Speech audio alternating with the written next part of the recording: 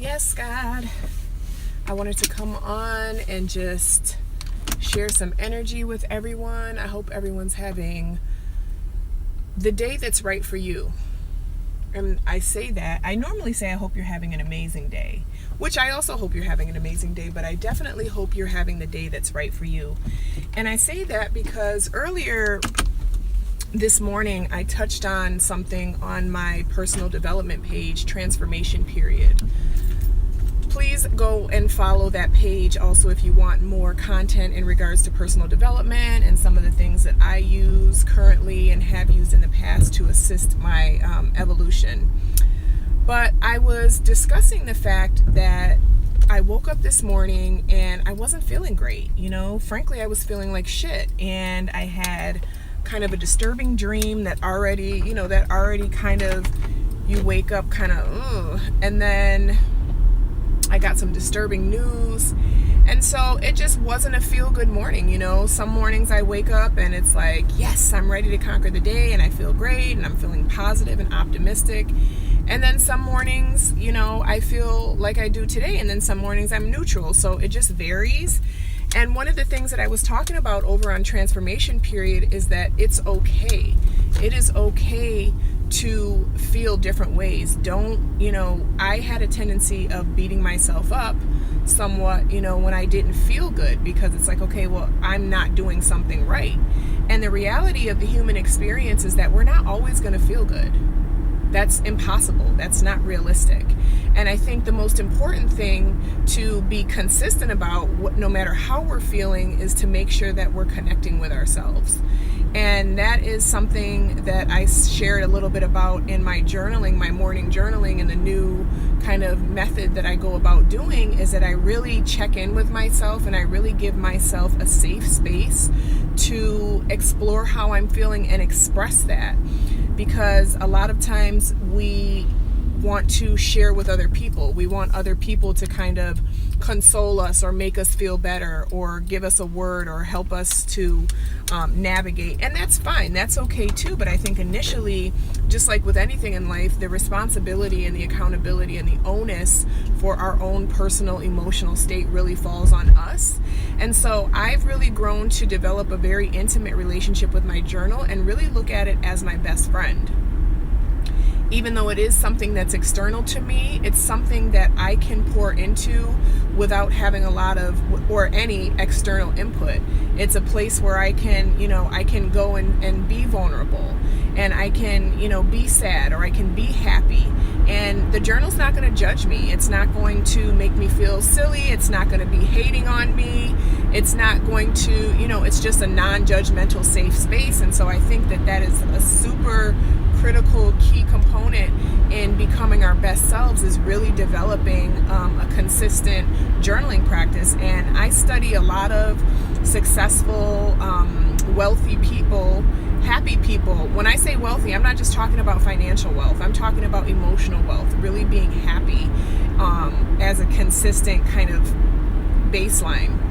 Even though you're not going to feel happy all the time, you're able to more easily regulate your emotional state and bring yourself back into alignment with feeling good, regardless of what's happening externally. And so I just wanted to share that, in the fact that it's okay to be vulnerable. It's okay, a lot of times that we are told, and it's drilled into us, that crying and expressing emotion is weak, and it's a weak thing, or it's dramatic, or it's crazy, or it's not having control. And having control over your emotions is not suppressing them. There's a big difference. There's a fine line between having control of your emotions and suppressing them. Having control of your emotions does not mean that you can't express them. It means that you express them in a way that is going to honor them. It's going to hear them out. It's going to acknowledge them. And then after those things are done, it's still going to regulate them and be able to bring them back to a place that's healthy for us on a long-term ongoing basis. And so that's why, expressing gratitude as part of the journaling process is so important, because when you can have more than one feeling at a time. Like, I can be grateful that I'm alive and grateful for my business and grateful for my friends and my family while still feeling like shit. You know what I mean? It's not a static thing. We don't have to feel one way or another. We can be excited and happy about things that are happening in our life and then get bad news about something or experience a loss and feel sad about that. It's okay to have, we're multifaceted beings, and so it's perfectly normal to have multifaceted emotions. It's just, to me, it's very important to be in tune with those emotions and be able to, first and foremost, get real with those emotions with ourselves. You're so welcome. And I was just grateful. I was actually crying this morning, and I jumped on my Transformation Period live, and I just wanted to share that vulnerable moment because I remember there was a time in my life when it was very difficult for me to cry. My upbringing and the environment that I was raised in, I'm from upstate Rochester, New York. It's hood. Like, you know what I'm saying? I'm come from the gutter. Now, granted, I was not, I was very blessed. My childhood was not lacking in a lot of ways that other people's childhoods, but that doesn't even matter. I'm not even going to compare.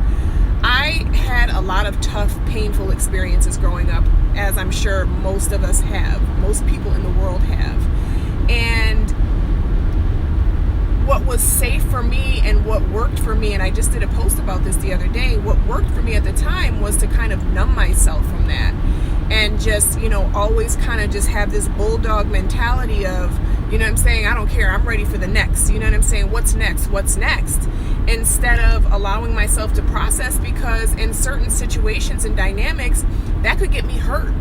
Stopping to take time to process could get me hurt, or at least that's what I believe from my perception. So, I'm at a point in my life now where I realize that that's not going to work anymore. You know what I mean? Baby girl, be Simone, no God. Like, we have to take the time, especially being in a position where I am, to really be impacting a lot of people and have the privilege and the opportunity to be in a position to really help and guide a lot of people on their own personal development journeys. I have to be walking my talk. I have to, because if I don't, then I'm not going to be in a position energetically to help anyone else.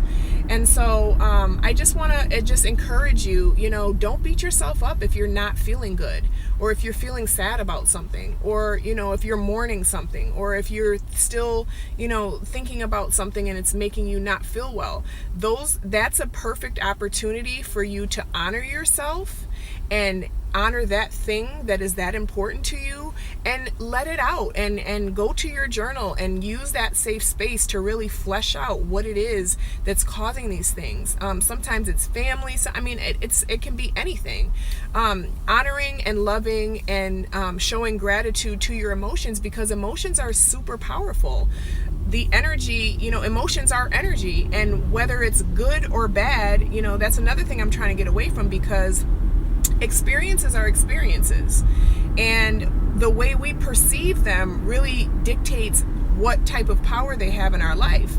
And so, emotions have a lot of power. Pain has a lot of power. Pain is very transformative if we utilize it properly, and if we, position ourselves to be able to use that as fuel. So emotions are fuel no matter what. And I just think it's really, really important to put ourselves in the best position to use it as fuel, and not use it as something that drags us and brings us down and drains us, because it can be very easy to do that, especially if we weren't raised with the tools on how to do that. So I'm just grateful that, I was able to kind of be vulnerable. The live didn't save, which is fine. I went back and recapped it on my Transformation Period page, but just be gentle with yourself. Being emotionally healthy and having emotional intelligence doesn't mean that you always feel good, or that you're always positive, or that you're always optimistic.